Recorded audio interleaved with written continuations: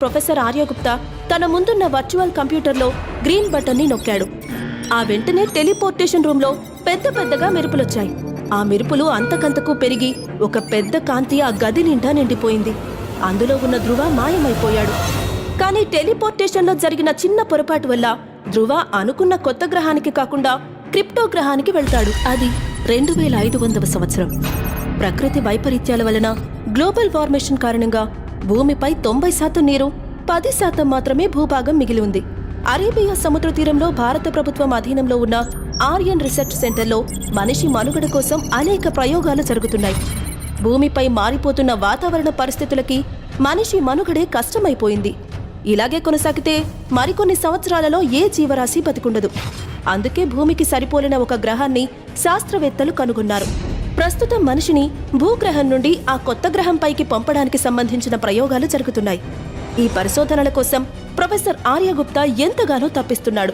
తన ప్రయోగానికి సంబంధించిన మనిషి కోసం వెతికి తిరిగి వచ్చిన ఆర్యగుప్తా అసిస్టెంట్ జీవా, ప్రొఫెసర్, ఈసారి మనం ఎంత డబ్బిచ్చినా ఈ ప్రయోగానికి వచ్చేలా ఎవరూ కనిపించడం లేదు. డబ్బు చాలా చెడ్డది జీవా. అది మనిషితో ఎలాంటి పనైనా చేయిస్తుంది. ఇప్పుడు మనకు కావాల్సింది అటువంటి డబ్బు అవసరం ఉన్న వ్యక్తి.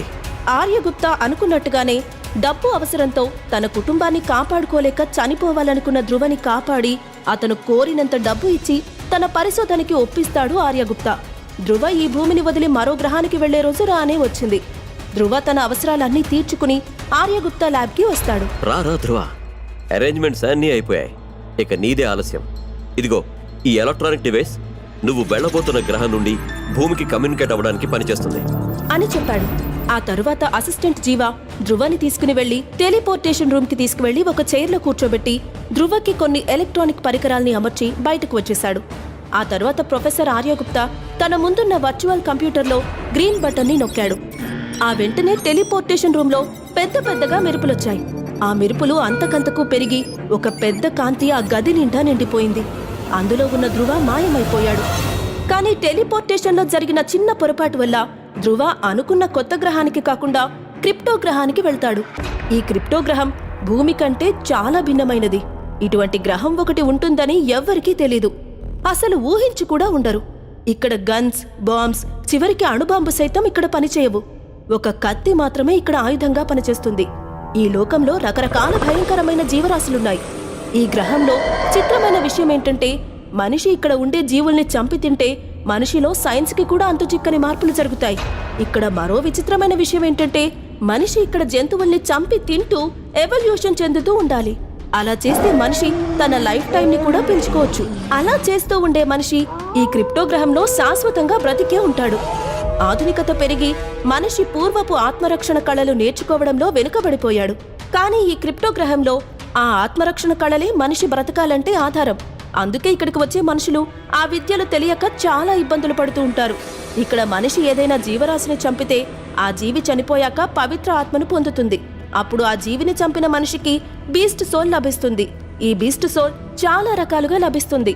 అంటే తన కోసం పోరాడే మరో మనిషి రూపంలా, లేదా ఏదైనా రక్షణ కవచంలా, లేదా ఏదైనా ఆయుధ రూపంలో కూడా ఉండొచ్చు.